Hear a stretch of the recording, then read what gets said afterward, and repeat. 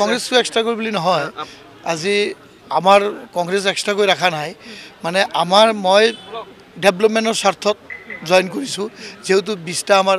MCLA আমাৰ খেলিছিল কংগ্ৰেছে মিলি পেলাই তাত এটা জিকিছে মই ৰাইজক প্ৰতিশ্ৰুতি দিছোঁ মই অকলে বহি পেলাই মই এইটো প্ৰতিশ্ৰুতি ৰক্ষা কৰিব নোৱাৰোঁ সেইকাৰণে মই ৰাইজৰ লগত কথা পাতি মই বিজেপিলৈ আহিছোঁ আৰু মই ৰাইজৰ কাম কৰাৰ কাৰণে মই মোৰ সমষ্টি ডেভেলপমেণ্ট ৰাইজৰ স্বাৰ্থত মই বিজেপিলৈ আহিছোঁ ৰিপুন বৰাই কিন্তু আপোনাক গদ্দাৰ বুলি কৈছে এতিয়া ৰিপুন বৰা ডাঙৰীয়াই মোক গদ্দাৰ বুলি কৈছে এতিয়া মোৰ জায়গাত ৰিপুন বৰা তেখেতে থাকিলে তেখেতেও সেম কাম কৰিলেহেঁতেন তেখেতে মোৰ এক ষ্টপ আগত জইন কৰিলেহেঁতেন মই এইটো আশা কৰোঁ মানে কথাটো আপোনাৰ বিৰুদ্ধে বহুত অভিযোগ থকা বুলি কৈছে চৰকাৰে আপোনাৰ বিৰুদ্ধে ব্যৱস্থা ল'ব আপোনাকে প্ৰথম জেললৈ পঠাব বুলি কৈছে মোক প্ৰথম জেললৈ পঠাব এইটো আমাৰ প্ৰেচিডেণ্টে জানে জেলত গ'লে কেনেকুৱা মজা জেলত গ'লে ভাল নে বেয়া জেলতো VIP ৰুম পায় সেইটো প্ৰেচিডেণ্টে জানে প্ৰেচিডেণ্টে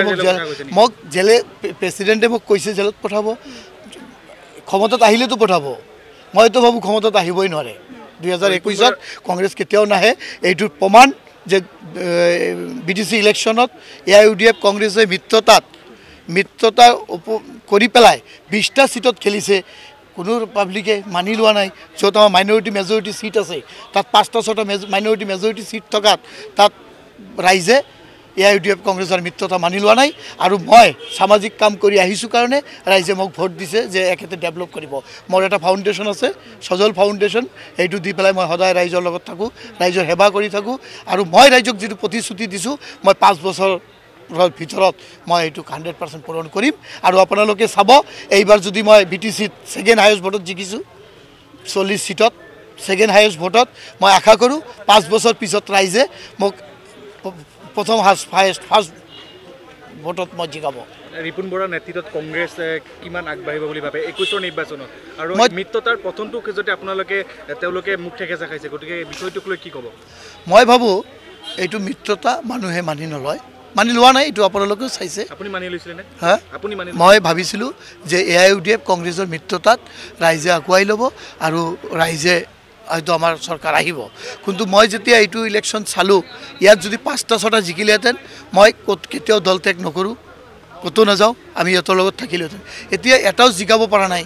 আজিলৈকে আমাৰ প্ৰেচিডেণ্টে হওক ইমান আমাৰ চবে কষ্ট কৰি পেলাই সিহঁতে মোৰ কাৰণেও কষ্ট কৰিছে এনেকুৱা নহয় কিন্তু মই ৰাইজৰ স্বাৰ্থত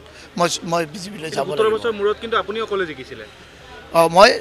মইতো ক'লোঁ যে মই ৰাইজৰ লগত সদায় দুখীয়া মানুহৰ লগত সদায় থাকোঁ সদায় সিহঁতৰ দুখ বেদনাত মই সাথ দিওঁ সেইকাৰণে ৰাইজে মোক বিপুল ভোট দিছে আৰু আপুনি চাব তাত আমাৰ 60 বক্স আছিল কোনো এটা বক্স নাই যে সজল সিঙৰ তাত ভোট নাই সব জাতি জনগোষ্ঠীয়ে ভোট দিছে সেইকাৰণে মই শ্ৰীৰামপুৰবাসী ৰাইজক ধন্যবাদ দিছোঁ আৰু মই ক'ব খুজিছোঁ এখেতে যদি এতিয়া কোনোবা বেয়া পাইছে মোৰ 2 বছৰ লাগিব মই ডেভেলপমেণ্টত মই ৰাইজৰ ওচৰত যাম মোৰ উচা কৰি পেলাই মই থাকিম ৰাইজৰ ওচৰত এইটোৱেই মই ৰাখা